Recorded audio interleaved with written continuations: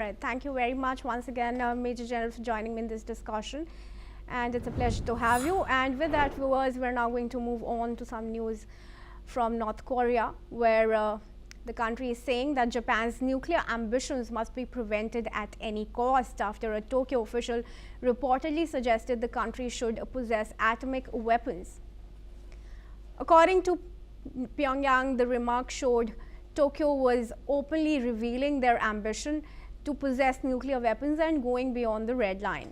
Meanwhile, the US State Department called Japan a global leader in promoting nuclear non-proliferation in what appeared to be a warning against the Asian country's potential move to obtain such weapons.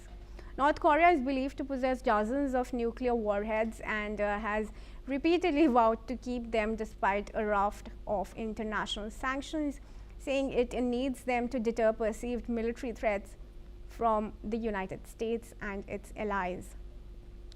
And I request Dr. Sanjay Kumar, who's a journalist at the Korea Herald, to join me in this discussion. He joins us from Seoul in South Korea. Doctor, how would you respond to the claims that are coming in from North Korea over Japan procuring, heading the nuclear way, if at all, given that North Korea itself is heavily nuclear powered?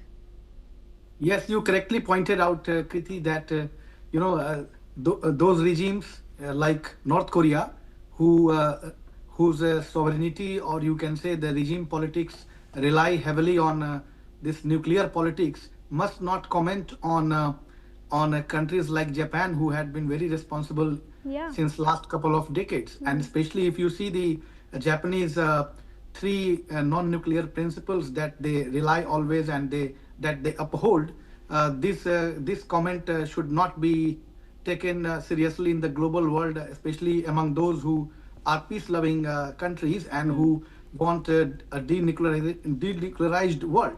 And as you said, that a country like North Korea, they have themselves have violated the UN resolution on nuclear things since 2006. And even recently this year in September, their vice minister has said that it is easily justified, and North Korea justifies the upholding and having this nuclear weapon. So this comment is, coming at a time that is, the timing of this comment is very important, because it has nothing to do just with North Korea, but the regional security, because the way China is expanding the nuclear arsenal, the way Russia has been doing the partnerships with the North, and the Taiwan contingency. So from Japan perspective, I think they want to have a kind of deterrence. And just last week there was an approval from the US side on a nuclear submarine when it comes to South Korea. So that is why I think Japan wants to take these all things in reference to have a deterrence. Yeah. Sure. And how, do you see, Japan taking this step towards nuclear energy? Particularly, it's the first one after the, Fukushima nuclear energy reactor.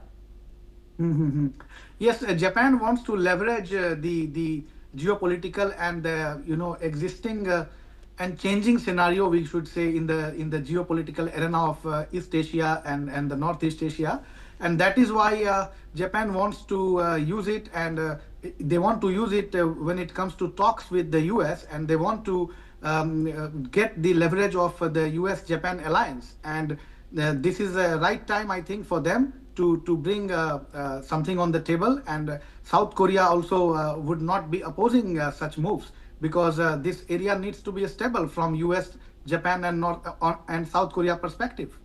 All right. Well, thank you for your comment there, but do stay on with me as I move ahead and request your opinion. Viewers, Egypt and Russia are